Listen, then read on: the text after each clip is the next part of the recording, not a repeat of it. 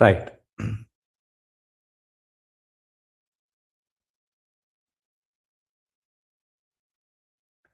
சரியா?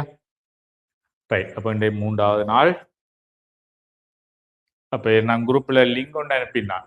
சேனல்ல லிங்க் ஒண்ணு அனுப்பியிருக்கிறேன். அந்த சேனல்ல இருந்து நீங்கள் பேப்பர் 3வது நாளுக்குரிய பேப்பர் எடுத்திருக்க வேணும்.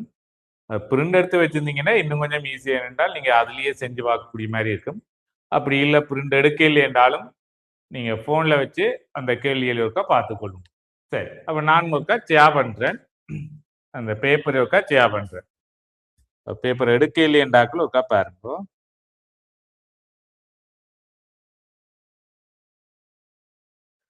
சரி, பேப்பர் எடுக்க இல்லை என்றாக்கள் மட்டும் பாருங்க. மற்றாக்கள் பேப்பர் எடுத்தீங்கன்னா அதை ஒருக்கா செய்யுங்க.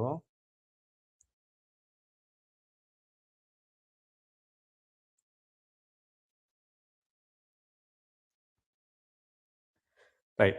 ஏற்கனவே அந்த 2வது பேப்பர்ல 2 கேள்வி இருக்கல்லோ, அத அப்படியே வச்சிருங்கோ. நான் வேற ஒரு நாள் கொஞ்சம் எக்ஸ்ட்ராவா கொஞ்சம் கூட டைம் எடுத்து அதை ஒருக்கா முடிச்சு விடுறேன். அப்ப இன்றைக்கு இந்த கேள்வி ஃபுல்லாவே ஒருக்கா முடிப்பேன். இந்த இந்த பேப்பர் ஃபுல்லாவே இன்றைக்கு முடிச்சு விடுவோம். அந்த 2 கேள்வியும் எக்ஸ்ட்ராவா வேற ஒரு நாள் எடுத்து கொஞ்சம் டைமை கூட எடுத்து செய்கிறேன். ரைட். இப்ப இந்த பேப்பர்ல உள்ள கேள்விகளை ஒருக்கா பாருங்கடா. குரூப்ல பேப்பர் சேனல்ல பேப்பர் போட்டிருக்கேன் லிங்க. நீங்க அதுல இருந்து எடுத்தீங்கன்னா நல்ல மெயினா நான் அடிக்கடி ஸ்கிரீன் கட் பண்ணி தான் எடுப்பேன். எடுக்கல இப்போ உங்களுக்கு டிஸ்டர்பா இருக்கும். நீங்க சேனல்ல இருந்து பேப்பர் இருக்க டவுன்லோட் பண்ணி வைங்க.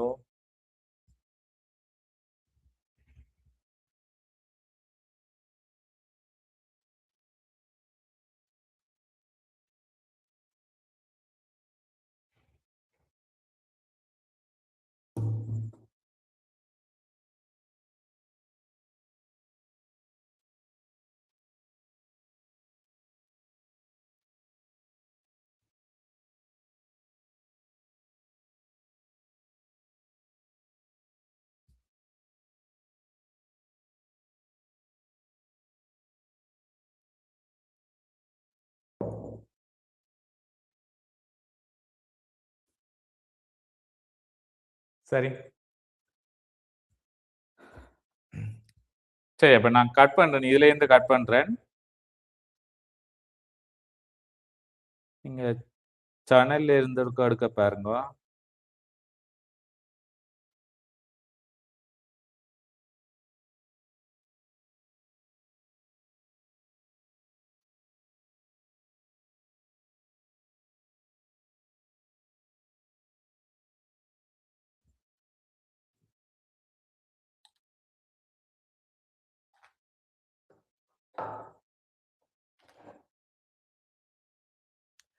ரைட். அப்ப ஏற்கனவே கேள்வி செய்திருப்பீங்களோ? அப்படி செய்யாதாக்கள் கொஞ்சம் ஒரு நிமிஷம் டைம் தரேன். குயிக்கா ஒருக்கா செய்யக்கூடிய கேள்விகளை செய்யுங்க. இப்ப ஸ்கிரீன்ல இருக்கிறத.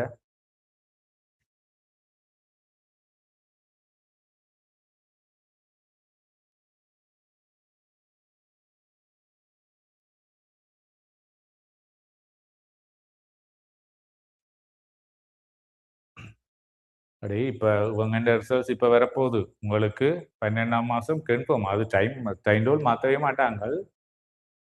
சரியா? அப்ப கன்ஃபார்ம் 12ஆம் மாசம் நடக்கும். இன்னும் கொஞ்ச காலம் தான் இருக்கு. செகண்ட் டேர்ம் முடிஞ்சுது. செகண்ட் டேர்ம் முடிஞ்சுது. இனி தேர்ட் டேர்ம் மட்டும்தான் இருக்கு உங்களுக்கு படிக்கிறதுக்கு. அப்ப தேர்ட் டேர்ம்லயும் பெருசா உங்களுக்கு ஃபைனலுக்கு வார கேள்விகள்ன்றது இருக்கு. ஆனா கொஞ்சம் குறைவு.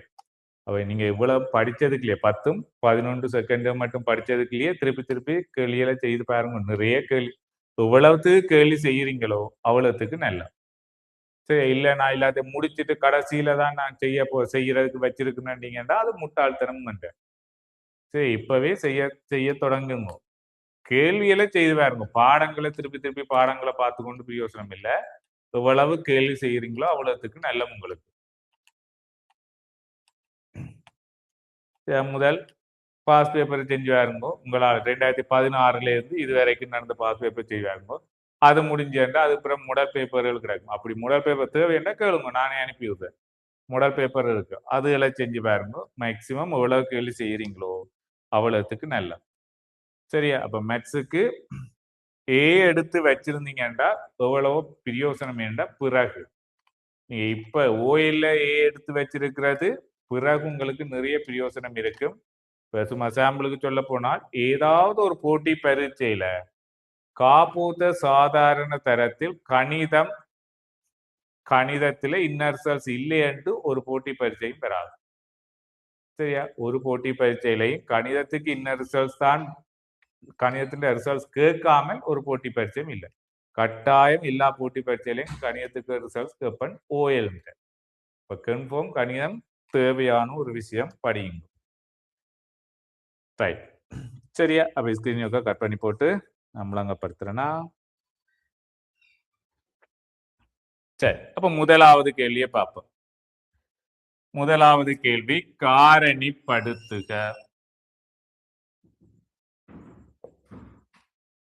சரியா? 3x வர்க்கம் சய 48. அப்ப எப்பவுமே என்ன காரணிப்படுத்தல் எப்பவுமே முதலாவது நீங்க பார்க்க வேண்டிய என்னென்றால் பொது எடுக்கக்கூடியது இருந்தால் பொது எடுத்தா பிறகுதான் நீங்க வேறு எது காரணிப்படுத்தல் செய்ய போறீங்க என்றால் செய்யணும். முதல் பொது எடுத்தல். அப்ப இதுல பொது எடுக்கக்கூடியது இருக்கும் இருக்கு பாருங்க. 2ல இருந்து 3 பொது எடுக்கலாம் தானே. இப்ப 3 பொது எடுக்கிறேன். 3 பொது எடுத்தால் 3x வர்க்கத்திலிருந்து 3 பொது எடுத்தால் x வர்க்கம் சய 48ல இருந்து 3 பொது எடுத்தால் இப்ப உங்களுக்கு காரணிப்படுத்தல் தான் பிரச்சனை என்றால் பிரிச்சு பாருங்க. 48 3 பொது எடுக்கிற 3 பொது எடுக்கிற என்றால் 3ஆல பிரிச்சு பாத்தீங்கன்னா இதுல வர வேண்டிய இலக்கம் வரும். இப்ப 48 3ஆல பிரிச்சால் எத்தனை? 16. இப்படியே விட்டால் ஒரு மார்க்ஸ் வரும். ஏன்னா இது கடைசி விட இல்லை, இதை விட இன்னும் சுருக்கலாம். அப்ப இப்படியே விட்டால் ஒரு மார்க். அப்ப இதை விட காரணிப்படுத்தல் பாருங்க. இந்த ரெண்டையும் 2 வர்க்கங்களின் கழித்தலாக எழுதலாம். எக்ஸ் வர்க்கம் 16 நான் எழுதலாம் 4ன் வர்க்கம் என்று எழுதலாம். அப்ப 2 வர்க்கங்களின் கழித்தல் இதை காரணிப்படுத்தினால் 2ஐயும் ஒருக்கா கூட்டலாகவும் ஒருக்கா கழித்தலாகவும் எழுதலாம். சரியா? அப்ப இது இந்த காரணிப்படுத்தல் 3 தர எக்ஸ் ஆக 4 தர எக்ஸ் ஆய 4. சரியா? கட்டாயம் ஒரு கேள்வி வரும் காரணிப்படுத்தல் ஒன்று சமன்பாடா வரும் அல்லது காரணிப்படுத்து என்று கேட்டு தருவார். கட்டாயம் இதா ஒன்று வரும். இப்ப சமன்பாடா தந்தாலும் நீங்க காரணிப்படுத்த வேண்டி இருக்கும். இருபடி சமன்பாடா தந்தாலும் காரணிப்படுத்த வேண்டி இருக்கும். அல்லது டிரெக்டா காரணிப்படுத்து என்று கேட்டாலும் காரணிப்படுத்த தெரியும். சரியா? அடுத்தது இரண்டாவது கேள்வி.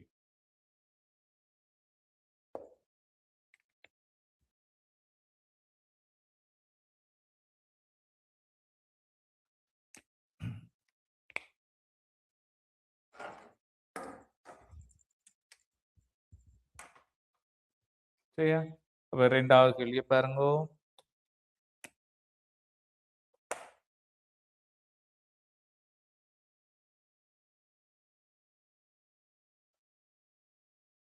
பதினெட்டு ஏ வர்க்கம் பி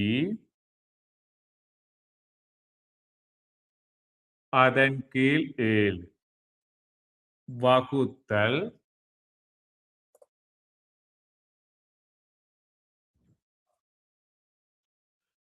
12 ஏ வர்க்கம் பி வர்க்கம் கீழ் 14.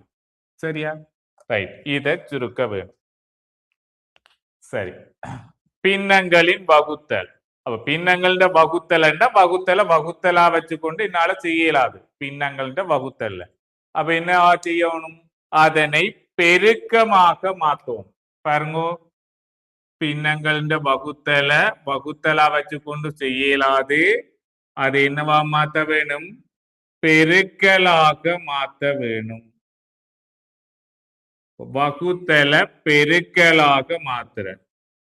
வகுத்தல பெருக்கலா மாத்தினால் அடுத்து வார பின்னம் நிகர்மாறாக. நிகர்மாறுன்ற மீனிங் என்னன்னா தலைகீழாக மாறும். 12 ஏ வர்க்கம் பி வர்க்கம் என்று வரும். சரி, இத சுருக்கக்கூடியது எல்லாத்தையும் சுருக்குங்க. அப்பம் மேலே கீழே இருக்கிற சுருக்கக்கூடிய எல்லாத்தையும் சுருக்குங்க. 7ஐயும் 14ஐயும் 7ஆல சுருக்கலாம். 7 7ஆல பிரிச்சால் ஒரு முறை, 14 7ஆல பிரிச்சா 2 முறை. 12ஐயும் 18ஐயும் முதல் இலக்கம் எல்லாத்தையும் சுருக்கிட்டு அது பாருங்க. 12ஐயும் 18ஐயும் 6ஆல சுருக்கலாம். 12 6ஆல பிரிச்சா 2, 18 6ஆல பிரிச்சா 3. வேறு என்ன சுருக்கலாம்? மேலே ஒரு ஏ வர்க்கம், கீழே ஒரு ஏ வர்க்கம் இருக்கு. அப்ப ஏ வர்க்கம் கீழே ஒரு ஏ வர்க்கம் வெட்டலாம். பாருங்க, பி வர்க்கம் மேலே ஒரு பி இருக்கு, கீழே பி வர்க்கம் இருக்கு, மேல பி இருக்கு. பி வர்க்கம் என்றால் அது என்னவா இருக்கும்? பி தர பியத்தான பி வர்க்கம் என்று போடுற நாங்கள். அப்ப அதுல ஒரு பியையும் மேல இருக்கிற ஒரு பியையும் வெட்டலாம். வெட்டினா ஒரு பி மிச்சமா இருக்க போகுது. அப்ப நான் என்ன செய்யறேன் என்றால், இந்த வர்க்கத்தையும் இதுல இருக்கிற பியையும் வெட்டி விடுறேன். வெட்டி விட்டா ஒரு பி என்றது மிச்சமா இருக்கല്ലോ. சரியா? பி வர்க்கம் என்றது பி தர பி, அதுல இருக்கிற ஒரு பியும் மேல இருக்கிற ஒரு பியும் வெட்டுப்படும்.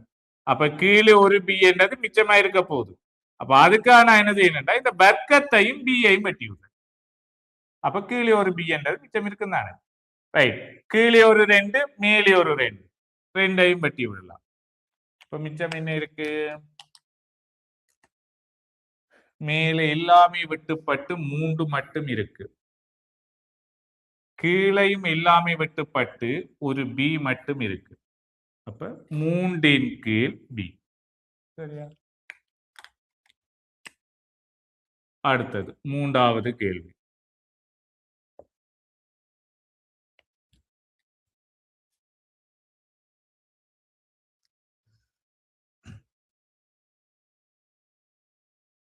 சரியா?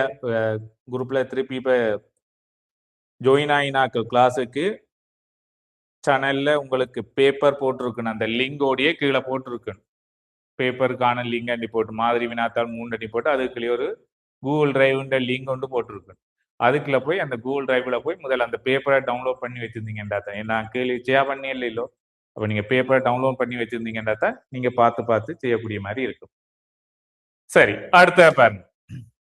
ரூபாய் 50,000 50,000 பணத்தை 9% ஆண்டு கூட்டு வட்டிக்கு 9% கவனம். இப்ப நீங்க எல்லா வட்டியும் படிச்சிட்டீங்க. 3 விதமான வட்டி படிச்சிட்டீங்க. எளிய வட்டி, குறைந்து செல்லும் மீதி முறைக்கு வட்டி, கூட்டு வட்டி. அப்ப இனி இதே இது நீங்க ஃபர்ஸ்ட் டேர்ம்ல என்றால் யோசிக்கவே தேவையில்லை, எளிய வட்டி மட்டும்தான் படிச்சு செய்வீங்க. அப்ப நீங்க எந்த வட்டி என்று கவனிக்க தேவையில்லை.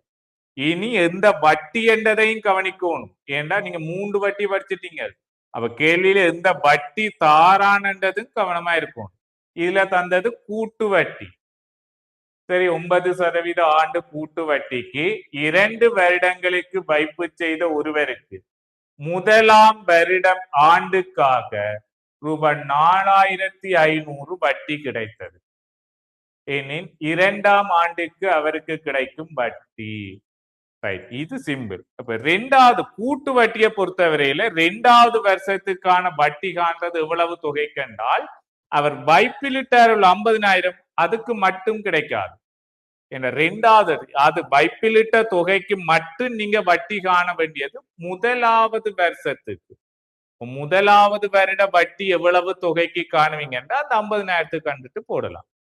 இப்ப 2வது வருட வட்டி கூட்டு வட்டியை பொறுத்தவரையில 2வது வருட வட்டி அது எவ்வளவு தொகைக்கு காணுவீங்க என்றால் 50,000 நீங்கள் வைப்பில் இட்டது முதலாவது வருஷம் 4,500 ரூபாய் வட்டி வந்திருக்குமல்லோ, அதுக்கும் சேர்த்து தான் 2வது வருஷம் வரும். அப்ப 2வது வருஷம் எவ்வளவுக்கு வட்டி வரப்போகுது? 50,000 அங்கால 4,500 ரூபாய் முதலாவது வருஷ வட்டி, 2க்கும் சேர்த்து 54,500 ரூபாய்க்கு தான் 2வது வருட வட்டி கிடைக்கும். எவ்வளவுக்கு? 54,500 ரூபாய்க்கு தான் காணும். சரியா? ரைட். பாருங்க, முதலாவது 2வது வருட முதல காணுறேன். 2ஆம் வருட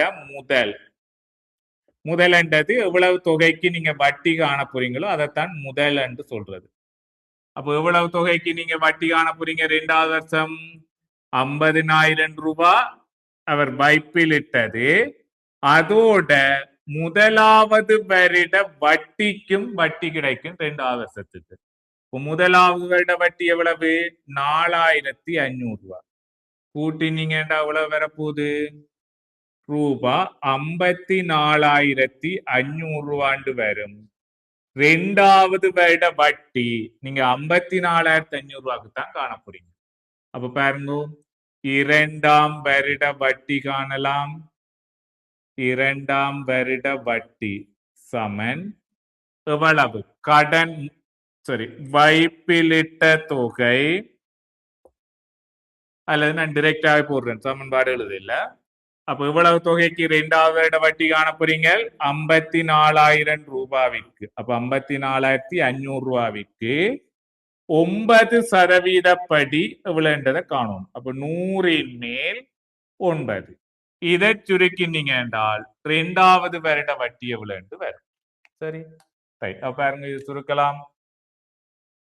கீழே 2 0, மேல 2 0 வெட்டலாம். வெட்டினால் இப்ப மேலையும் கீழே மீது சுருக்கக்கூடிய மாதிரி இருக்கும். இல்லை என்றால் 545 தர 9.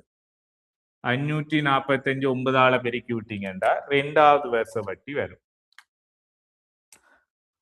சரியா? இதுல எழுதுறேன்னா 545 2ஆல பெருக்கணும். 9ஆல பெருக்கணும். 1/5 45, 5 எழுதி 4 மிச்சம். 1/4 36, 36 4 40. 0 எழுதி 4 மிச்சம். 1/5 45, 45 4 49. இப்ப 2வது வருட வட்டி எவ்வளவா இருக்க போகுது? 4,905 ரூபாய். அப்ப ரூபாய் 4,905. சரியா? ரைட். வழிவிடுங்க ஒரு கழுது இல்லையாண்டாக்கள்.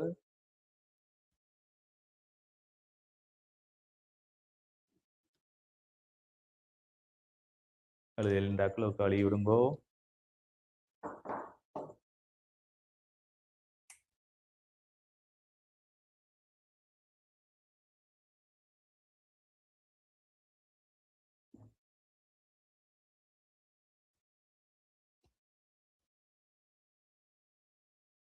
சரி, இது போன கிளாஸுக்கு வந்தாக்கள், போன வியாழக்கெல்லாம் வந்தாக்கள் ஏற்கனவே பேப்பர் எடுத்து செய்து வச்சிருப்பீங்களோ? அப்படி உங்களுக்கு சரி என்றால் செய்து வச்சிருங்க. எப்பவுமே செய்து வச்சிருந்தீங்கன்னா தான் உங்களுக்கு தெரியும் எந்தெந்த இடத்துல நான் புல விடுறேன்னு. சும்மா இந்திய பார்த்து எழுதுறதுக்காக மட்டும் வராதுங்க. சரியா? நீங்களா செஞ்சு வச்சிருந்தீங்கன்னா தான் உங்களுக்கு எந்த இடத்துல எது விளங்க இல்லைன்னு. இப்ப சில பேருக்கு 2வது வருஷ வட்டி எவ்வளவு தொகைக்கு காண்றன்றது தெரியாம இருக்கு. அப்ப நீங்க அதை செய்து பார்க்கலாம். நான் எனக்கு இதுதான் தெரியலையேண்டா அப்ப இந்த இடத்துல இன்னும் கொஞ்சம் கவனமா பார்ப்பீங்க. ரைட், 2வது இடத்துக்கு வருட வட்டி எவ்வளவு தொகைக்கு காண்றதுன்றது என்னென்று கண்டுபிடிச்சதுன்றதை பார்க்கலாம். நீங்க செய்யாம சும்மா எல்லாத்தையும் சும்மா ஒரு மேலோட்டமா இருந்து போன பார்த்தோன்னு பார்ப்பீங்களா இருந்தா பிரயோசனம் இருக்காது. சரியா? ரைட், அழிக்கிறேன்னா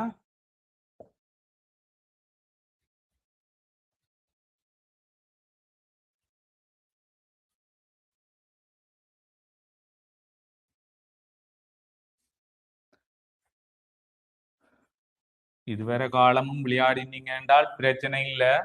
இனியும் விளையாடாமல் படிச்சிட்டீங்கன்னா சரி. இன்னும் 6 மாதம், 6 மாதம் சொல்லலாது. இன்னும் உங்களுக்கு ஒரே ஒரு டேர்ம் தான் இருக்கு. செகண்ட் டேர்ம் தான் முடிஞ்சது. இனி தேர்ட் டேர்ம் மட்டும்தான் இருக்கு. சரி, அடுத்தது 4வது கேள்வியை பாருங்கடா. 4வது கேள்வி.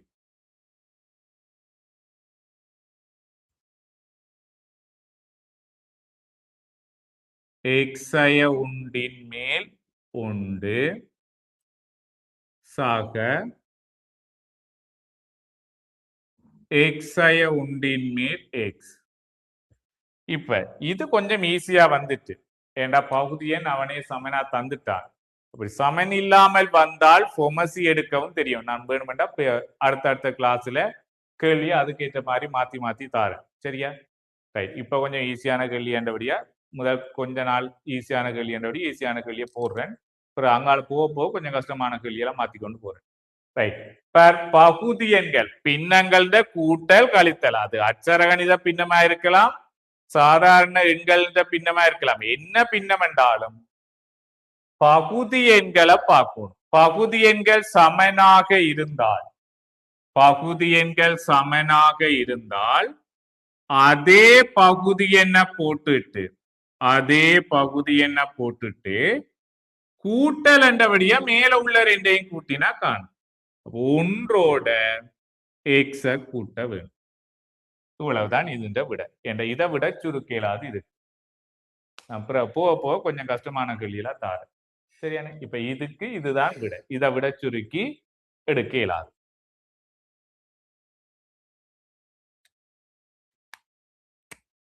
அடுத்தது 5வது கேள்வியை பாருங்க.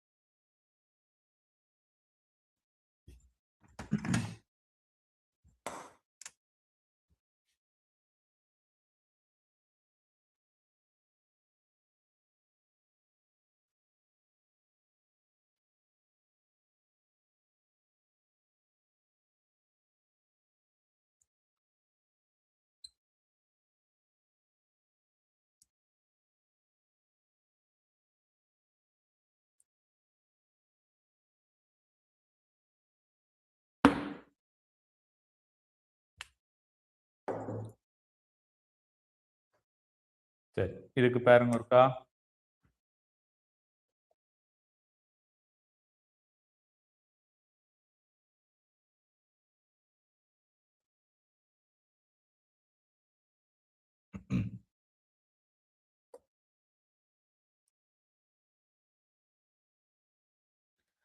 சரி, இதுவரைக்கும் நீங்க வட்ட தேற்றம் படிச்சது ஒரு 4 தான் படிச்சிருப்பீங்க.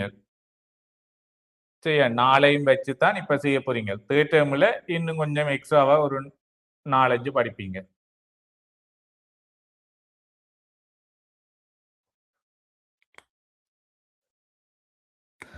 சரி, பாருங்க. இதுல பி ஓ அது அவனே அதுலயே போட்டுட்டேன். ஏ சி இது 48 பாகி என்று சொல்லி இருக்கிறாங்க. சரி, ஏபி என்றது விட்டம் கேட்டது. ஏபிசி இந்த கோணத்தின் பருமன் கேட்டது. சரியா? இதை நான் அப்ப எக்ஸ் என்று போடுறேன். எக்ஸ் பருமன் கேட்டது. அப்ப இதுல உங்களுக்கு ரெண்டு விஷயம் தெரியணும். ரெண்டு விஷயம் தெரிய வேணும் என்றால் ஒரு தேற்றம் இங்கால எழுதுறேன் பாருங்க. நான் தனித்தனியா நான் ஆறுதலா தான் போவேன். ஆனா எல்லாமே அதுல தனித்தனியா சொல்லி கொண்டுதான் போவேன்.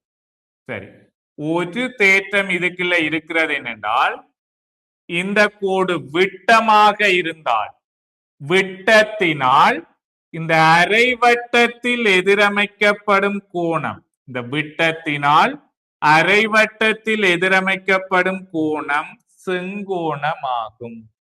கட்டாயம் இவர் என்னவா இருக்கணும்? விட்டமாக இருக்கணும். விட்டமா இருந்தா தான் நீங்க அந்த தேற்றத்தை எடுக்கலாம். வேறு ஏதாவது ஒரு நானாக இருந்தால் இந்த தேற்றம் கொண்டு வர இயலாது. விட்டத்தினால் இங்கால அரைவட்டம், அப்ப இது விட்டமா இருந்துச்சுன்னா கட்டாயம் இது அரைவட்டம் தானே. அரைவட்டத்தினால் இந்த விட்டத்தினால் இந்த அரைவட்டத்தில் எதிரமைக்கப்படும் கோணம் செங்கோணம். அப்ப இதுல எது செங்கோணம் என்று பார்த்தால் இந்த ஏசிபி என்றது செங்கோணமா இருக்கு. சரியா? அப்ப ஏசிபி என்றது செங்கோணம். ஏசிபி சமன் 90 பாகை. காரணம் அரைவட்ட கோணம் செங்கோணமாகும். சரியோ? ரைட். இப்ப இவ்வளவு 90 உங்களுக்கு தெரிஞ்சிச்சு. சரி, இப்ப எக்ஸ்ல இருந்து பாருங்க. இப்ப எக்ஸின் பெருமானம் நீங்க காண போறீங்கன்னா உங்களுக்கு எந்த கோணம் தெரிஞ்சா எக்ஸின் பெருமானம் காணலாம்டா இந்த ரெண்டும் சமன் ஏனென்ற ஆரைகள் ஓபியும் ஓசியும் ஆரைகள் ஆரைகள் என்றபடியே இந்த ரெண்டு பக்கமும் சமன் சமனான பக்கங்களுக்கு எதிரே உள்ள கோணங்களும் என்னவா இருக்கும் சமனாக இருக்கும் அப்ப இது எக்ஸ் என்றால் இந்த கோணத்தின் பருமன் கண்டால் இந்த கோணம் என்ன பருமனோ அதே பருமன் தானே இதுவும் என்ற சமனான பக்கங்களுக்கு எதிரே உள்ள கோணங்கள் சமன் என்றதின் படி இது ஒரு 60 பாகி என்றா எக்ஸும் 60 பாகு இது 50 பாகி என்றா எக்ஸும் 50 பாகு அப்ப இந்த கோணம் காணும் இது சிம்பிளா காணலாம் ஏண்டா இது 90 என்று சொல்லிட்டேன் இவ்வளவும் 90 மொத்தம் 90ல இருந்து இந்த 48 கழிச்சு விட்டீங்கன்னா இந்த கோணம் பெறுமல்லோ 90ல இருந்து 48 கழிச்சு விட்டா இந்த கோணம் பெறும் அப்ப அடுத்தது எழுதுறேன் பிசிஓ என்றது கோணம் பிசிஓ சமன் 90 - 48 என்று வரும் இப்ப 90ல இருந்து 48 கழிச்சால் 32 இல்லை 42 பாகை சரி அப்ப இந்த கோணம் அப்ப எத்தனை பாகை 42 பாகை இது 42 எக்ஸும் எத்தனை பாகையா இருக்கும் 42 பாகையா இருக்கும் ஏன் எக்ஸ் சமன் 42 சொல்றேன் முக்கோணி ஒன்றில் இரண்டு பக்கங்களுக்கு சமனான பக்கங்களுக்கு எதிரே உள்ள கோணங்களும் சமனாகும் முக்கோணி ஒன்றில் சமனான பக்கங்களுக்கு எதிரே உள்ள கோணங்களும் சமனாகும் அதன்படி இதுவும் 42 இப்ப இதைத்தானே கேட்டது அப்ப இந்த கோணம் எத்தனை பாகியா இருக்கும் 42 பாகியா இருக்கும் ரைட் ஒரு எழுதி என்று அழித்து விடுங்கடா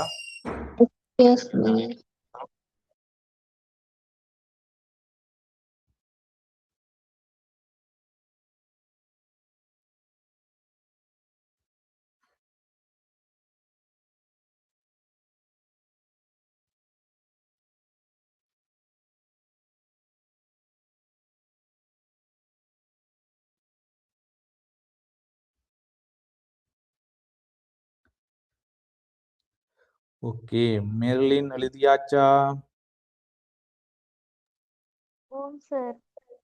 ரைட் விளங்கிச்சா இப்ப சொன்னது வரைக்கும்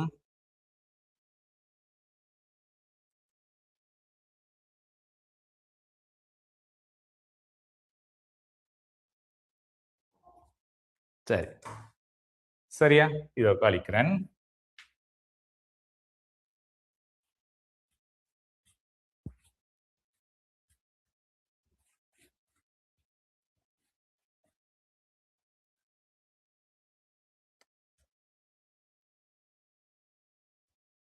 சரி அடுத்தது 6வது கேள்வி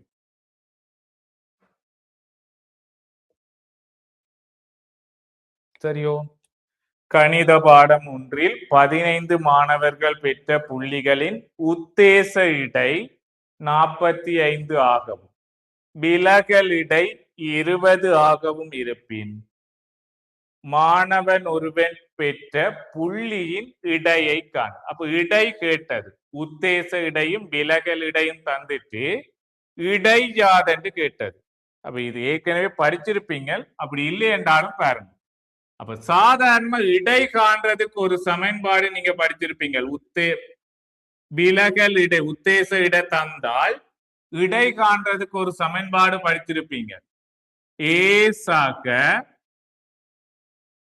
சிக்மா எஃப் டி இன் கீழ் சிக்மா எஃப் அண்ட் ஒரு சமன்பாடு படிச்சிருப்பீங்க இதை வச்சுக்கொண்டு தான் இட காண்ற நீங்க வளமையாவே அப்படித்தான் செய்யற நீங்க ஆனா இதுல இது என்னன்னு சிலருக்கு தெரியாது சில பேருக்கு அது தெரியாம இருக்கு ரைட் அப்ப அதை வடிவ பாருங்க சொல்றேன் இதுல ஏ என்றது என்னண்டா இதுல ஏ என்றவர் உத்தேச இடை ஏ என்றவருக்கு பெயர் உத்தேச இடை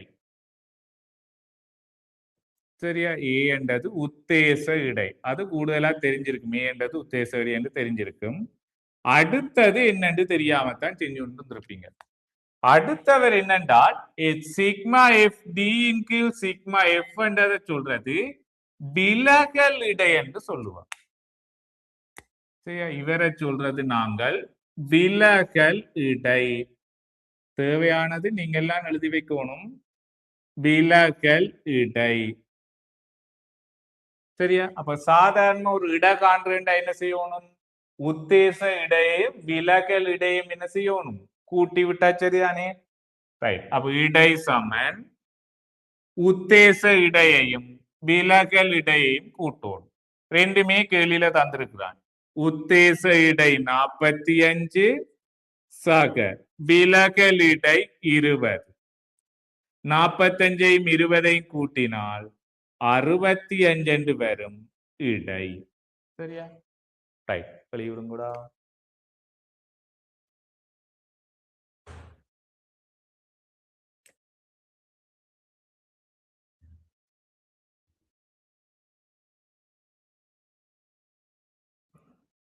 ரைட். அடுத்தது 7வது கேள்வி.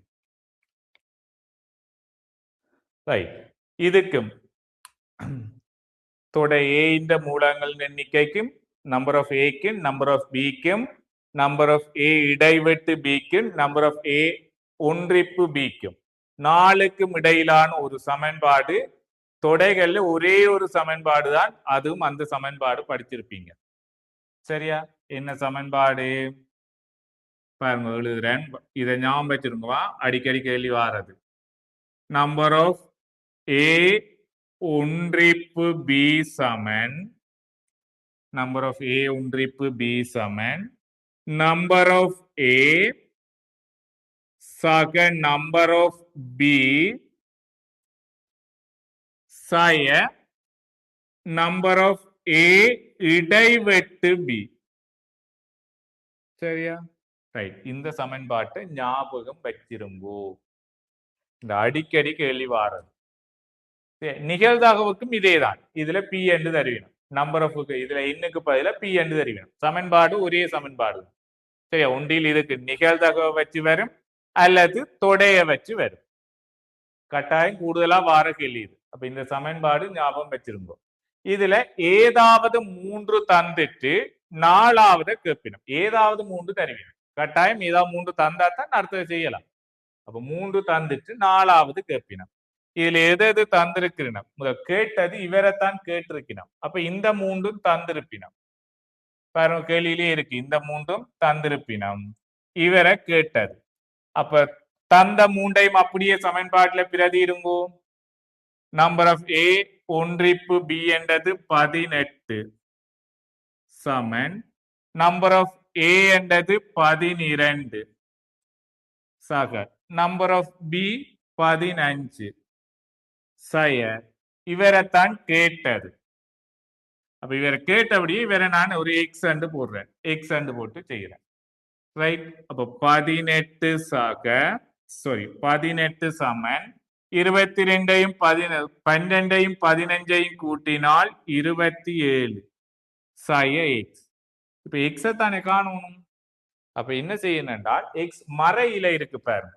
அப்ப மறையில இருந்தா உங்களுக்கு கொஞ்சம் பிரச்சனையா இருக்கும். ஏன்னா மறைய இல்லாம செஞ்சா தான் எக்ஸ காணலாம். அப்ப நான் அதுக்கு ஒரே ஒரு வழி, ஒரு சிம்பிளான வழி எடுக்கணும் என்றால் இத மறை எக்ஸ நீங்க நேர் எக்ஸா மாத்துறதுக்கு சமனுக்கு அங்கால கொண்டு போகும். அப்ப இங்கால கழிபடுகிற எக்ஸ் சமனுக்கு அடுத்த பக்கம் வந்தால் கூட்டுப்படும். அப்ப என்னென்று வர போகுது? 18ஓட இந்த எக்ஸ் வந்து கூட்டுப்படும். சமன் 27. இப்ப எக்ஸ தானே காணும் பாருங்க. எக்ஸ் நேர்ல வந்துட்டு இனி 18 கொண்டு வாங்க. எக்ஸ காணணும்னா எக்ஸோட கூட்டுப்படுகிற 18 சமனுக்கு அடுத்த பக்கம் வந்தா கழிவடி. எக்ஸ் சமன் 27ல இருந்து 18 கழிக்கும். 27ல இருந்து 18 கழிச்சு விட்டீங்க என்றால் எக்ஸ் சமன் 9 வரும். அப்ப உங்களுக்கு தெரியும் நம்பர் ஆஃப் ஏ இடைவெட்டு பி என்றது 9 இருக்கும். ரைட். வெளியுறங்களுக்கு இருக்கா?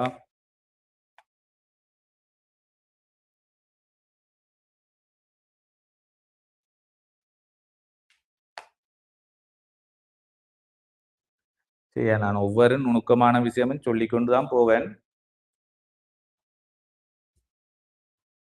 சரி, இப்ப இந்த போர்ட் கொஞ்சம் பிரைட்னஸ் குறைவா இருந்துச்சுன்னா, உங்களோட ஃபோன்ல பிரைட்னஸ் இருக்கா கூட்டி விடுங்க. கூட்டி விட்டா கொஞ்சம் வெளிச்சமா இருக்கும்.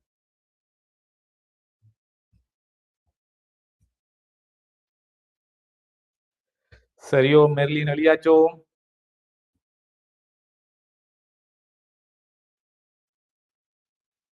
இந்த கிளாஸ் ஃபுல்லா மெர்லின் தான் போல இருக்கு. இங்கே ஆள் போ.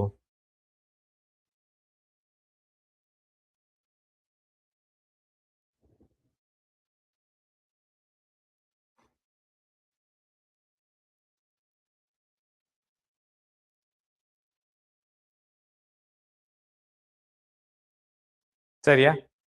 ரைட். அப்ப அடுத்த கேள்வி இருக்கா பார்ப்போம். 8வது கேள்வி. காலிக்கிறேன்.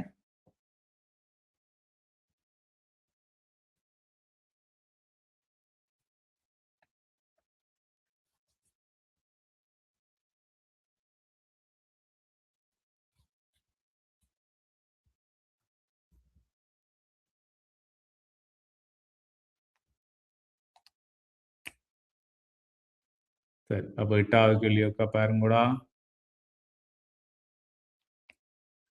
ரைட். log 2 5. log 2 5 சமன் a எனின் கேட்டது log 2 50. 50 பெருமானத்தை a இன் சார்பில் காண்க. சரியா? ரைட். அப்ப பாருங்க வடிவா. a 2 5 தந்திருக்கணும் a என்று. இதுல இன்னும் ஒரு தரவு சொல்லப்படாத ஒரு தரவு இருக்கு. இன்னும் ஒரு தரவு இதுக்குள்ள சொல்லப்படாத ஒரு தரவு இருக்கு என்னென்றால் பாருங்க எழுதுறேன். log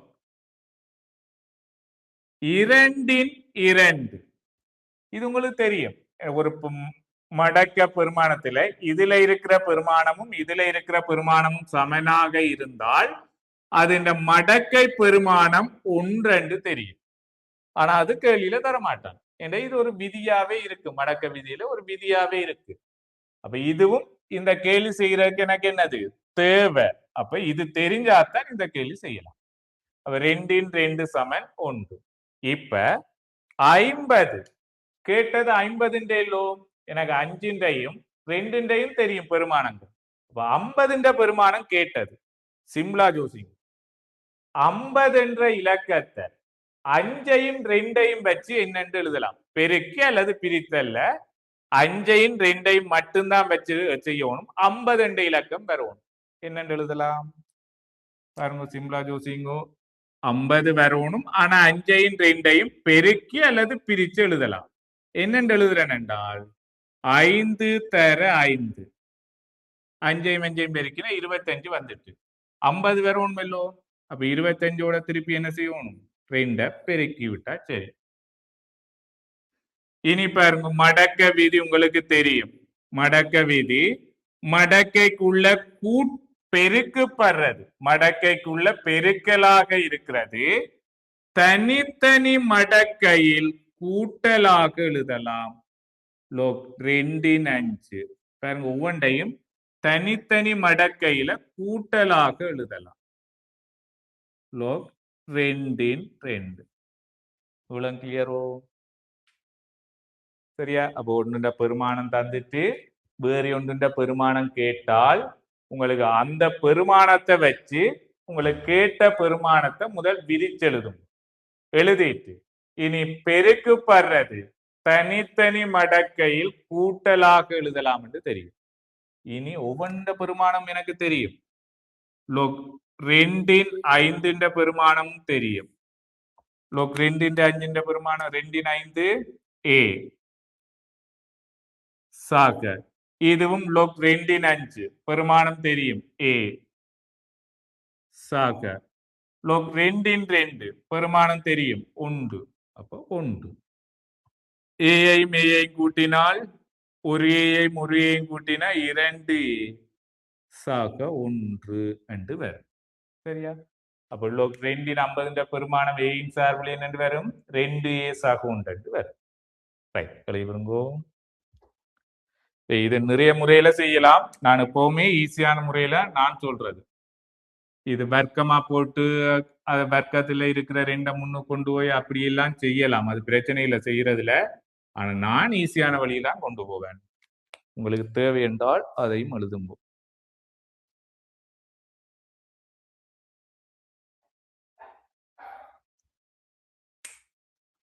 ரைட், 9வது கேள்வி. 9வது கேள்வி பாருங்கோ.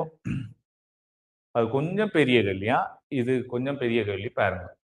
ஆர் ஆரையும் மைய கோணம் ஏயையும் உடையதும், ஆர் ஆரையும் மைய கோணம் ஏயையும் உடையதும் 2 ஆர் ஆரையும் மைய கோணம் ஏயின் கீழ் 2 உடைய இது ஆரைச்சிறைகளினது பரப்பளவுகளுக்கான விகிதத்தை எழுதுக. சரியானே? விகிதத்தை எழுதுவோம் என்றால் பரப்பளவுகளுக்கான விகிதம் எழுதுவோம் என்றால் முதல் நான் 2 பரப்பளவுகளை காண்றேன். கண்டுட்டு அதை விகிதமா போட்டு சுருக்கி விட்டா காணும். அப்ப 2 பரப்பளவை முதல் ஒருக்கா காண்றேன் பாருங்க. உண்ட முதலாவது ஆரச்சிறையை A1 என்று போடுறேன், மற்ற ஆரச்சிறையை A2 என்று போடுறேன். அப்ப A1 பரப்பளவு முதலாவது ஆரச்சிறையா, A1 பரப்பளவு ஒரு ஆரச்சிறையின் பரப்பளவுக்கான சமன்பாடு என்ன? 360 மேல் தீட்டா ஆரச்சிறை கோணம். ஆரச்சிறை கோணம் A1 ஆரச்சிறை கோணம் எவ்வளவு? A தர பை ஆர் வர்க்கம். பை ஆர் வர்க்கம். A1 ஆர் எவ்வளவு? ஆர் என்றே தந்திருக்கணும். அப்ப ஆர் வர்க்கம் என்றே போடுறேன், அதுல பிரச்சனை இல்லை. அடுத்தது A2 ஆரே காணுங்க. அடுத்த ஆரச்சிறையின் பரப்பளவை காண்றது. A2 பரப்பளவு சரியா? ரைட், 360 மேல் தீட்டா ஆரச்சிறை கோணம். அடுத்தது ஆரச்சிறை கோணம் ஏயின் கீழ் 2 என்று சொல்லி இருக்கணும். அப்ப நான் ஏயின் கீழ் 2 போடுறேன்னா பாருங்க, ஏயின் கீழ் 2 தர பை தர ஆர். இரண்டாவது ஆர் எவ்வளவு? 2 ஆர். அப்ப 2 ஆர் என்றால் ஆரைக்கு பதிலா 2 ஆர் போட போறீங்க. அப்ப 2 ஆர் முழுவதின் வர்க்கம். சரியோ? கேட்டது 2 பரப்பளவுகளுக்கும் இடையிலான விகிதம் தானே கேட்டது. அப்படியே விகிதமா போடுறேன். 360 விகிதம் போட்டுட்டு சுருக்குவோம், அது கொஞ்சம் ஈஸி எங்களுக்கு. 360 மேல் ஏ தர பையார் வர்க்கம் க்கு 360 மேல் ஏயின் கீழ் 2 தர பை 2 ஆர் முழுவதின் வர்க்கம் என்றா இதை விரிச்செழுதினால் வர்க்கம் 2க்கும் வரும் 6க்கும் வரும். 2 வர்க்கம் 4, 6 வர்க்கம் அது ஆர் வர்க்கம் தான். அப்ப 4 ஆர் வர்க்கம் என்று வரும். இப்ப 2 விகிதத்தையும் சுருக்கி நீங்க எளிய வடிவில் எடுத்துடலாம். பாருங்க, சுருக்கிறேன். 2ஐயும் 360 பிரிக்கலாம் பாருங்க. 360 360 மேல அந்த பின்னத்துக்கு மேலையும் கீழையும் இருக்கின்ற மாதிரி யோசிங்க. இப்ப மேலே ஒரு 360 கீழே ஒரு 360 இருந்தா சுருக்கலாம் தானே, அப்படியே யோசிங்க. அப்ப இந்த 360 இந்த 360 வெட்டலாம். பை பை வெட்டலாம். இங்கே ஒரு பை இங்க ஒரு பை வெட்டலாம். ஆர் வர்க்கம் இதுல ஒரு ஆர் வர்க்கம் வெட்டலாம். ஆர் வர்க்கம் இங்க ஒரு ஆர் வர்க்கம் வெட்டலாம். ஒரு ஏ இங்க ஒரு ஏ வெட்டலாம். ஏ வெட்டலாம். சரி, அப்ப இதுக்கு மேல உண்டு இருக்கா? அப்ப இந்த 2 விட்டுறது இல்ல. இப்ப இங்கால என்ன? எல்லாமே வெட்டுப்பட்டு, ஒன்றுமே இல்லை, எல்லாம் வெட்டுப்பட்டு. அப்போ 1 இங்கால பாருங்க, ஒரு அரை இருக்கு, கீழே தான் 2 இருக்கு. அப்போ ஒரு அரை இருக்கு. அரை தர இங்க ஒரு 4 இருக்கு. இப்ப இந்த 2ஐயும் வெட்டலாம் இல்லோ? 1:4 இந்த ரெண்டையும் வெட்டி விடலாம் பாருங்க. 2ஐயும் 4ஐயும் 2ஆல சுருக்கலாம். 2 2ஆல வச்சா ஒரு முறை, 4 2ஆல வச்சா 2 முறை. 4 2 2. அப்ப 1க்கு 2 என்ற விகிதத்துல வரும். சரி, அப்ப 2 பரப்பளவுக்கும் இடையிலான விகிதம் என்னது? 1 2க்கு வரும். சரி, சுருக்குறது இல்லாம இருக்கா, கவனமா பார்த்து செய்யுங்க பாப்போம்.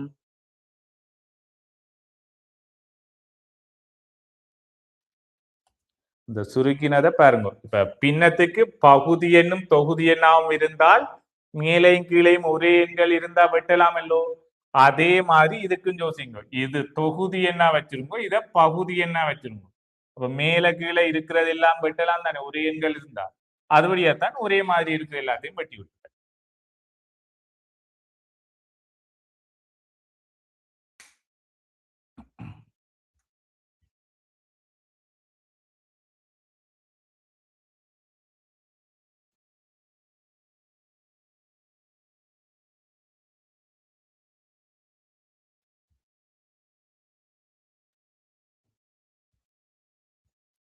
Right, okay. குயின்சி செய்தாச்சோ?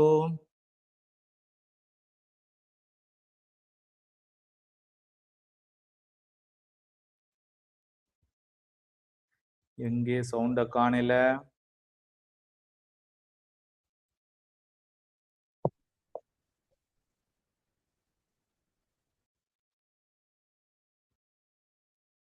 மிஸ் குயின்சி இருக்கிறீங்களோ? ரைட்.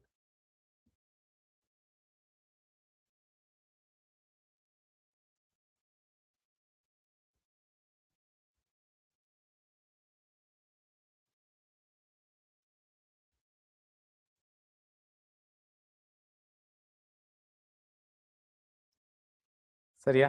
ரைட், எழுதிட்டாள். அடுத்ததுக்குள்ள போவோம்.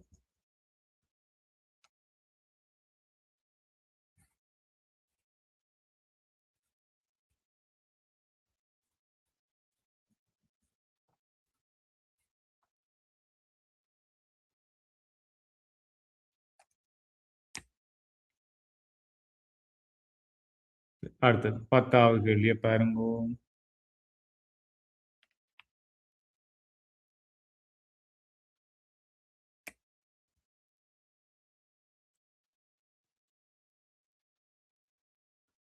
நாலு சக 3y சமன் 11. அடுத்தது 2x சக y சமன் 15. சரியா? ரைட். அப்ப நான் இப்படியான கேள்வி 2 விதத்துல தான் செய்யலாம் என்று இதுக்கு முதலாவது செய்த நாள்ல முதலாவது பேப்பர்ல சொல்லியிருக்கேன். என்னென்ன 2 விதம்டா, ஒன்று 2 சமன்பாட்டையும் கூட்ட வேணும் அல்லது கழிக்க வேணும். 2ல ஒன்று. சரியானே? ரைட். இப்ப எனக்கு எப்பவுமே ஈஸி, கூட்டி பார்க்கறது தான் ஈஸி. அப்ப கூட்டி பாருங்கோ. குணகம் சமனா, எக்ஸின்ற குணகமும் வையின்ற குணகம் சமனா வந்தால் கூட்டுறது. அப்படி கூட்டும் போது குணகம் சமனா வரையில்லை என்றால் நீங்க தாராளமா கழிச்சு போட்டு போடலாம். சரியானே? அப்ப கூட்டி பாருங்க. குணகம் சமனா வருது உண்டு. 4xஐயும் 2xஐயும் கூட்டினால் 6x. 3yஐயும் 1yஐயும் கூட்டினால் 4y. 6x 4y என்றும் வந்துட்டு 6ம் 4ம் வந்துட்டு. அப்ப குணகம் வேற வேறு. அப்ப குணகம் வேற வேறு என்றால் கூட்டும் போது வராது. அப்ப என்ன செய்யணும்? கழிக்கும் போது. அப்ப கழிச்சு பாருங்க. குணகம் சமனா வருது உண்டு. 4xல இருந்து 2x கழிச்சால் 2x. 3yல இருந்து 1y கழிச்சால் 2y. அப்ப பாருங்க, கழிக்கும் போது என்ன நடக்குது? குணகம் சமனா வருது. அப்ப கழித்தலை செய்யும். அப்ப முதலாவது சமன்பாட்டையும் 2வது சமன்பாட்டையும் என்ன செய்ய போறீங்க? கழிக்க போறீங்க. அப்ப கழிச்சு விடுங்க. அப்ப முதலாவது சமன்பாட்டில இருந்து 2வது சமன்பாடு கழிச்சு விடுங்க. இப்ப 4x சக 3yல இருந்து கழிக்கிறன் 2வது சமன்பாடு 2x சக 1y. கழிக்கும் போது கட்டாயம் பிரேக்கெட் போடுங்க.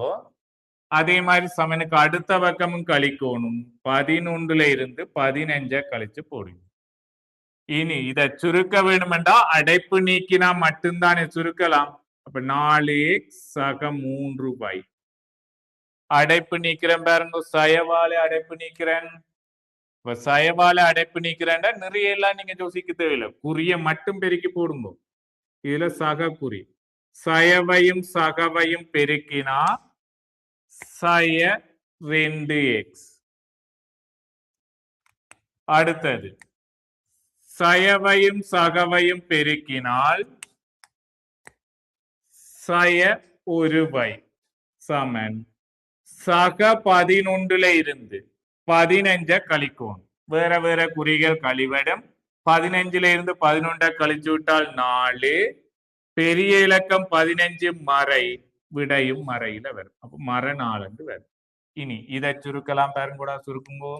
x எக்ஸோட சுருக்கலாம், y சுருக்கலாம். 4x 2x ரெண்டும் வேற வேற குறிகள். வேற வேற குறிகள் என்றா கழிவடும். 4xல இருந்து 2x கழிச்சா 2x. அடுத்தது சக 3y சய 1y வேற வேற குறிகள் கழிவடும். 3yல இருந்து 1y கழிச்சால் 2y. 3y பெரிய இலக்க நீர், விடையும் நீர்ல வரும். சமன் மறை 4.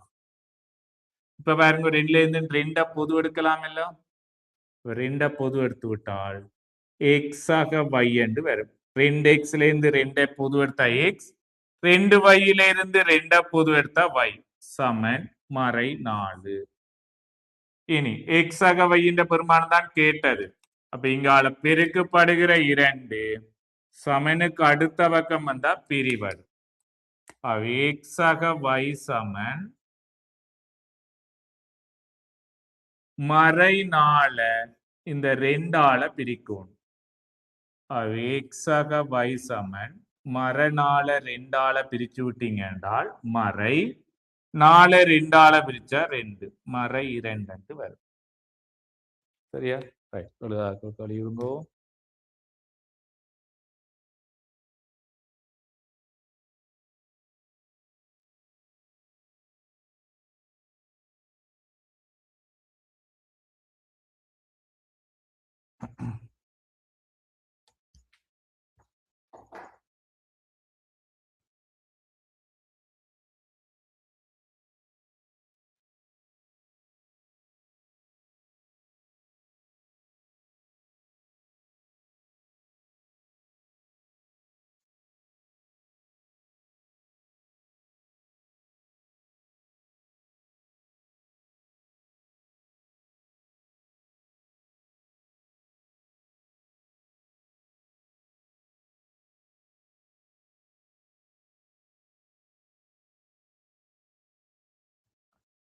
சரியா? ரைட். இனி செகண்ட் பார்ட்டுக்குள்ள போகும்.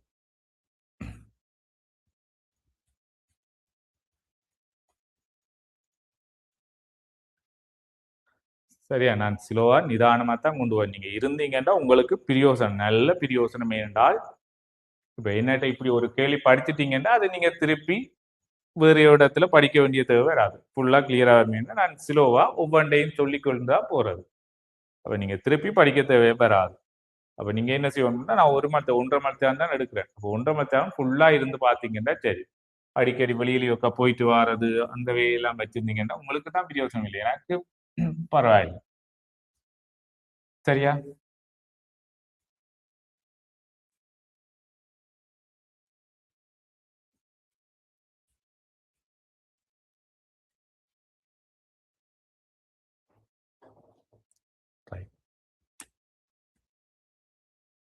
அடுத்து செகண்ட் பார்ட்ல முதலாவது கேள்வி. வீட்டு உரிமையாளர் வீட்டை திருத்துவதற்காக எளிய வட்டிக்கு கடன் ஒன்றை பெறுகிறார். அப்ப வீட்டை திருத்துறதுக்கே ஒரு கடனுக்கு தான் வாங்குற, வட்டிக்கு கடன் வாங்குறார். அவர் மொத்த கடன் தொகை ரூபாய் 3,67,500 ஒரு வருடம் 3 மாதத்தில் திருப்பி செலுத்துவதாக உறுதி அளித்தார். ஆனால் அவர் ஒரு வருடம் 7 மாதத்தில் ரூபாய் 38,500 3,85,500 செலுத்தி கடனில் இருந்து விடுபடுறார். சரியா? அப்ப அவர் குறிப்பிட்ட ஒரு தொகை வாங்கினவர் வாங்கிட்டு என்ன சொல்றார் என்றால் ஒரு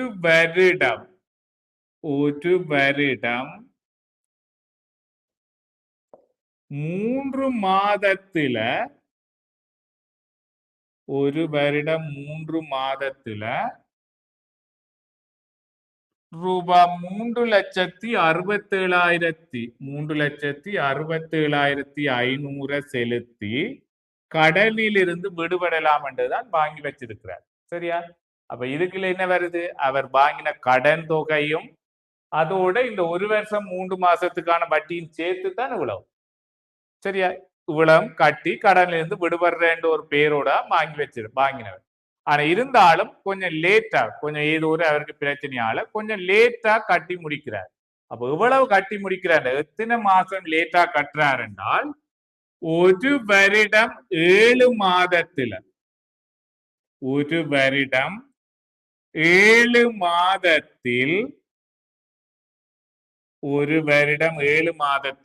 எவ்வளவு கட்டுறார்? 3,85,500 ரூபாவை கட்டி கடனில் இருந்து விடுபடுறார். சரியா? அப்ப அவர் வாங்கினது ஒரு வருஷம் 3 மாசத்துல 3,67,500 ரூபாய் கட்டலாம் என்ற பேர்ல வாங்கினவர். இருந்தாலும் அவர் கொஞ்சம் லேட்டா, எத்தனை மாசம் லேட்டா போச்சு? 4 மாசம் பிந்தி கட்டுறார். 4 மாதம் பிந்தி கட்டுறார். கட்டினபடியே அவர் எவ்வளவு கட்ட வேண்டி வந்து என்றால் 3,85,500 ரூபாய் கட்ட வேண்டி வந்தது. சரியோ? 3,85,500 ரூபாய் கட்ட வேண்டி வந்தது. அப்ப ஏன் இந்த இவ்வளவு தொகை கூடினது? வளமே இவ்வளவு தொகை தான் கட்ட வேண்டி இருந்தது, இவ்வளவு தொகை கூடிட்டு. அது காரணம் என்னென்றால் லேட்டா கட்ட வட்டியும் என்ன செஞ்சுட்டு இருக்கும்? கூடிக்கொண்டான் இருக்கும். அவர் எவ்வளவு லேட்டா கட்டுறாரோ அவ்வளவுக்கும் வட்டி கூடிக்கொண்டான் இருக்கும். அப்ப எவ்வளவு லேட்டா கட்டினவர்? 4 மாசம் பிந்தி கட்டினதால இவ்வளவு லேட்டா வட்டி கூடி இருக்கு. அப்ப வடிவா பாருங்க, எவ்வளவு கூடிய தொகை, எவ்வளவு கூட அவர் செலுத்தினவரோ அது என்னவா இருக்கும்? இந்த 4 மாத வட்டியாக இருக்கும். சரியா? அவர் எவ்வளவு கூடுதலா மேலதிகமாக கட்டினவரோ அது 4 மாதத்துக்கான வட்டியாக இருக்கும். சரி, முதலாவது கேள்வி என்னன்னா அவர் பெற்ற கடன் தொகை. அப்ப முதல் என்ன செய்யணும்னா அவர் கட்டின வட்டியை காண்றது. வட்டி கண்டாத்தான் நீங்க கடன் தொகை என்றதை காணலாம். சரி, பாருங்க, 4 மாத வட்டியை காண்றது. 4 மாத வட்டி. அப்ப அவர் எவ்வளவு மேலதிகமா கட்டினவரோ அது எத்தனை மாச வட்டி? 4 மாத வட்டி. அப்ப எவ்வளவு மேலதிகமா கட்டினவர் என்று என்னென்று காணுவீங்க? 3,85,500 ரூபாவில இருந்து 3,67,500 ரூபாவை என்ன செய்யணும்? கழிச்சு விட்டீங்க என்றால் எவ்வளவு கூட கட்டினவர் என்றது காணலாம். அப்ப எவ்வளவு வரப்போகுது?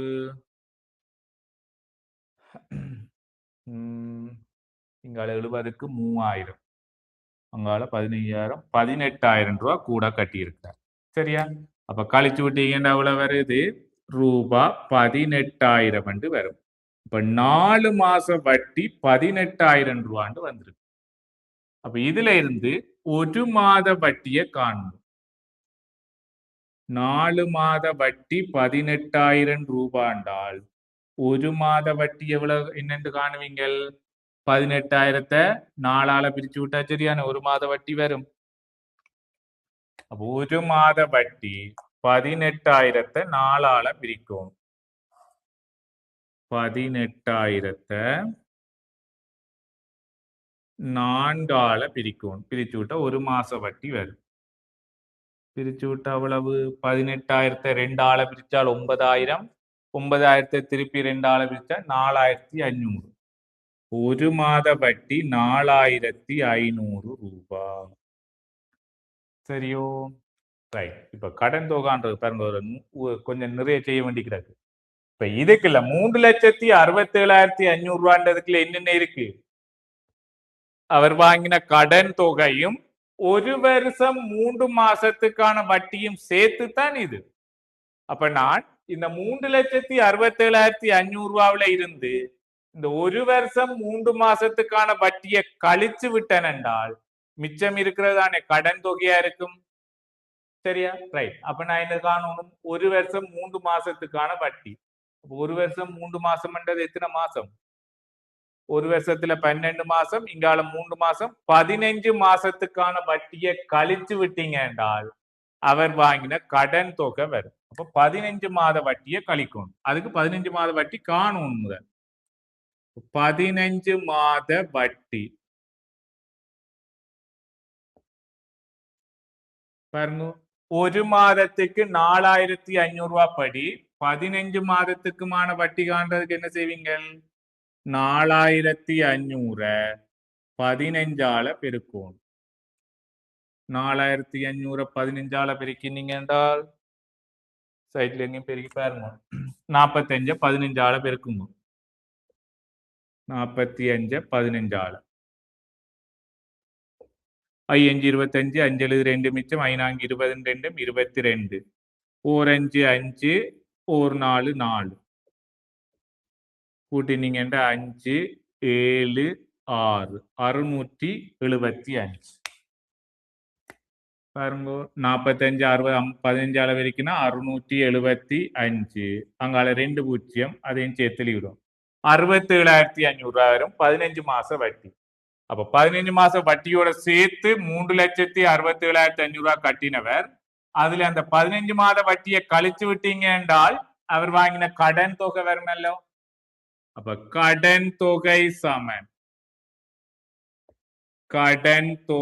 சமன் அவர் கட்டின தொகையில இருந்து அந்த 15 மாசத்துக்குமான வட்டியை கழிச்சு விட்டீங்கன்னா கடன் தொகை வரும். இப்போ 3,67,500 ரூபாவில இருந்து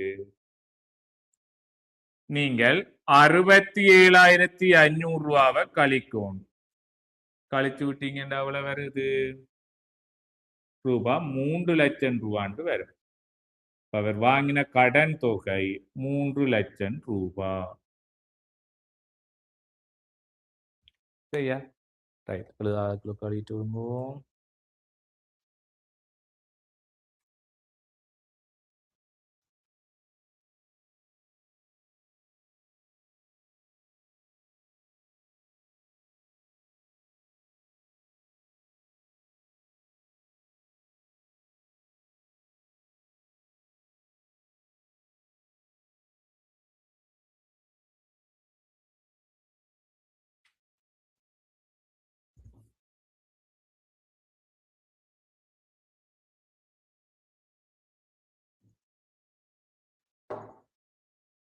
ரைட்.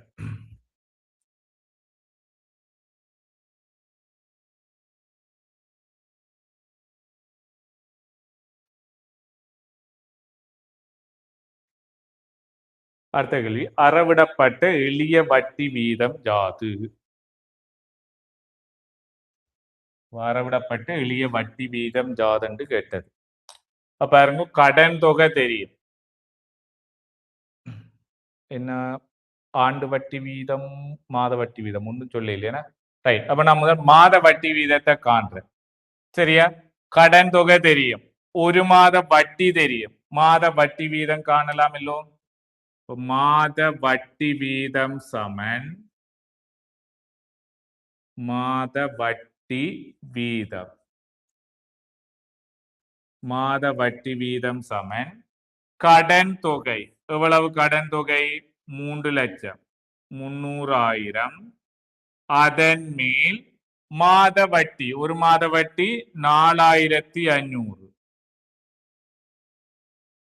தர வீதம் என்ற சதவீதம் என்ற விட தர 100. இதை சுருக்கினீங்கன்னா ஓகே. அப்ப இதை சுருக்கலாம் பாருங்க. இருக்கா 4 பூஜ்ஜியம் கீழே 4 பூஜ்ஜியம் மேல 4 பூஜ்ஜியம் வெட்டலாம். 30ஐயும் 45ஐயும் சுருக்கணும். எத்தனையால சுருக்கலாம்? 15ஆலேயே சுருக்கலாம். பாருங்க 30 15ஆல சுருக்கினா 2 45 15ஆல பிரிச்சா 3 3ன் கீழ் 2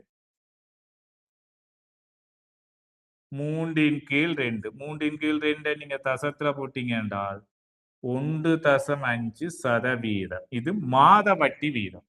உங்களை என்ன வட்டி வீதம் என்று கேட்க இல்லை. இப்ப நான் ஆண்டு வட்டி வீதத்தையும் காண்றேன். ஆண்டு வட்டி வீதம். அப்ப மாத வட்டி வீதம் 1.5% என்றால் ஆண்டு வட்டி வீதம் காண்றதுக்கு என்ன செய்யணும்? திருப்பி இதை 12ஆல பெருக்கி விட்டால் ஆண்டு வட்டி வீதம் வரும். பெருக்கினீங்கன்னா 18% என்று வரும். ரைட், பெருக்கி விடுங்கூடா.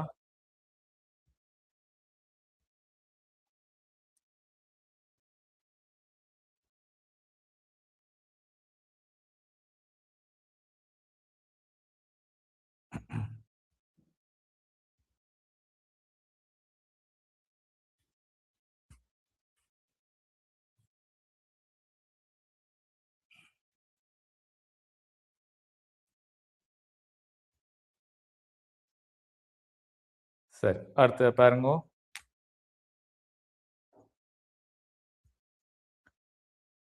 ஒரு நகர சபை ஆண்டு மதிப்பீட்டு பெருமானம் 80,000 ஆக உள்ள ஒரு வீட்டிற்கு 3% இறைவரியை அறவிடும் எனில் ஒரு காலாண்டிற்காக செலுத்த வேண்டிய இறைவரியை காணும். முதல் ஆண்டு வரியை காணுவோம், அதுக்கு பிறகு காலாண்டு வரியை காணும். சரியா? ஏதும் டவுட் இருந்தா தாராளமா நீங்க கேட்கலாமா? நான் மைக் அக்சஸ் எல்லாருக்குமே தந்திருக்கிறேன். சரியா? 3வது கேள்வி. முதல் ஆண்டு இறைவரிய காண்ற. ஆண்டு இறைவரி.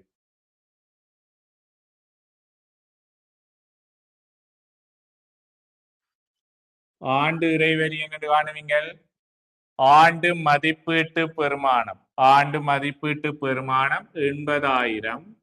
ஆண்டு மதிப்பீட்டு பெருமானம் தர 100ன் மேல் வட்டி சதவீதம். வட்டி சதவீதம் சாரி இறைவரி சதவீதம். இறைவரி சதவீதம் எவ்வளவு? 3. இதை சுருக்கினீங்க என்றால் ஆண்டு இறைவரி வரும். பாருங்க, கீழே 2 பூஜ்ஜியம் மேல 2 பூஜ்ஜியம் வெட்டலாம். வெட்டினா 800 தர 3.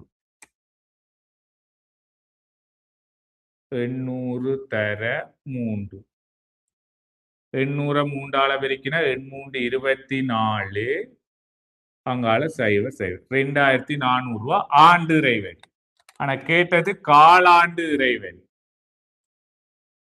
காலாண்டு வரி. காலாண்டு வரி என்னன்னு காணுவீங்கள்? ஆண்டு வரிய 4ஆல பிரிச்சு விட்டீங்கன்னா காலாண்டு வரி வரும். ஆண்டு வரி 2400. அதை 4ஆல பிரிச்சு விட்டீங்கன்னா ஆண்டு காலாண்டுக்குரிய வரி வரும். இப்ப 24யும் 4ஆல சுருக்கலாம். 4ஆல பிரிச்சா ஒரு முறை, 24 4ஆல பிரிச்சு விட்டீங்கன்னா 6 முறை. அவை காலாண்டு வரி ரூபாய் 600 வரும்.